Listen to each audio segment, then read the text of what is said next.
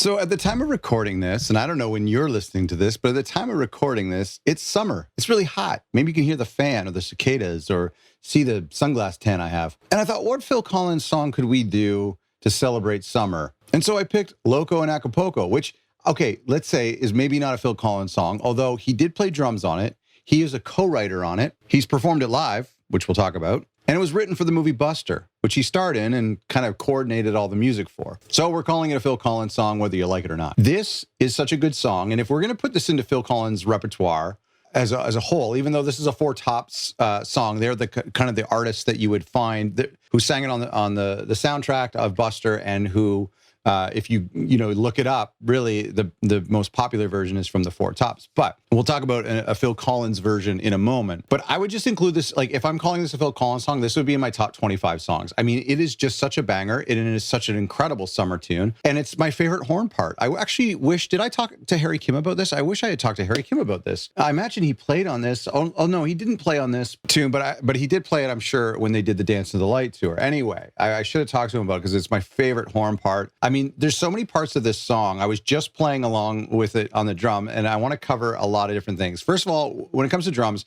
let's talk about that Motown fill. I think I've talked about it before on the show. And it starts with the tom, and then there's like a little bit of a snare roll, and it's usually like an intro into the song. And you hear it on I Missed Again is the most common way I Missed Again starts with it. It's like boo lakadak, and that's all over this song. I think Phil does it maybe 25, 30 times. It's one of the coolest things that Phil takes from Motown and brings into his own music. The I Missed Again version is much slower, which is really cool. So he always kind of reinvents it.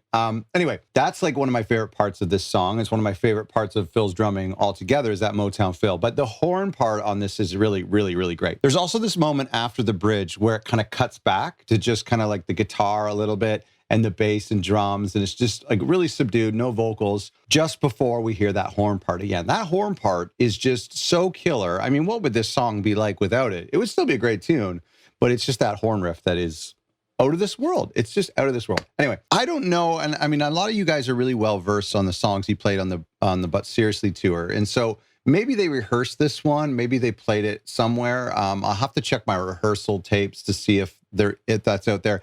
But we definitely know that he played it on the Dance into the Light tour. Now, did he play it every night? I'm not sure. I don't know. You have to let me know. But it's one of the only times where we get to hear Phil sing this song. And what the big question is, and I've talked to you in the comment section, I've talked to a lot of you over the past year about this, kind of wondering, is there a Phil Collins studio version of this? It wouldn't be too hard to find. And I mean, obviously, we know that he was working on Groovy Kind of Love and even Two Hearts with the expectation that somebody would replace his voice on those songs. And so he was kind of just demoing them for the director to hear and for the studio to hear, hoping that somebody else would take those songs away from him. You've heard about that in the book. And so I wonder if Lamont Dozier, who wrote this song, Phil is credited as a co-writer, but with Lamont writing this tune, I wonder if there was this record it, put it together. I mean, had they always expected the Four Tops to do it? Yes, but Phil maybe would have recorded the vocal line just to show them what the melody is. Maybe, I don't know. So do we have a recording of Phil singing Loco and Acapulco? I know we have the live version, but it isn't that great. There has never been an official live mixed version that I know of. Anyway, if you know more about this song, or if you know other recordings of it, there's some like remixes and some bad covers of it on iTunes that you can hear. But if we know that Phil has done a version of this song, I would love to hear it. Obviously, we'll get AI to replace the Four Tops version, but that's not the same. I want to know if Phil has sung this song and he's recorded it. I'll tell you, I would rank this tune up there. I would okay, if we look at the sister songs, like if we were to look at Two Hearts or even You Can't Hurry Love or even Big Noise, maybe, I would put this way above Two Hearts. I like Two Hearts. It's okay.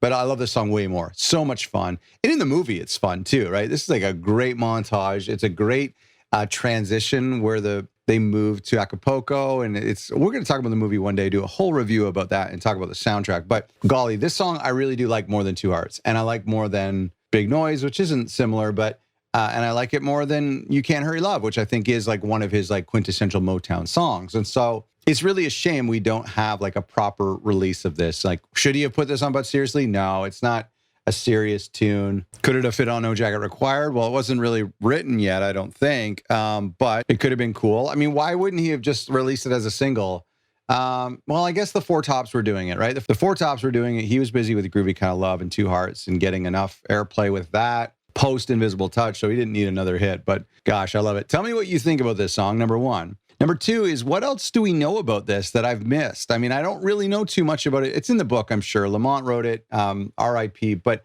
it charted pretty well. It was never really officially released as a single in the U.S. But tell me what more you know about this song.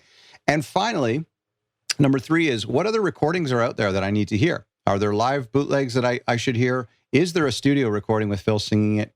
I don't think so. I think it is out there, but I don't think we've heard it. If you have it, please send it to me. I want to hear it. This is one of my favorite Phil Collins songs, even though it's not a Phil Collins song, but it's got classic Phil Collins drumming on it. And it's just got his fingerprint. You know, I know he was inspired by Motown, and he stole things from Motown in a, you know, not stealing, but he took things from Motown for his own music.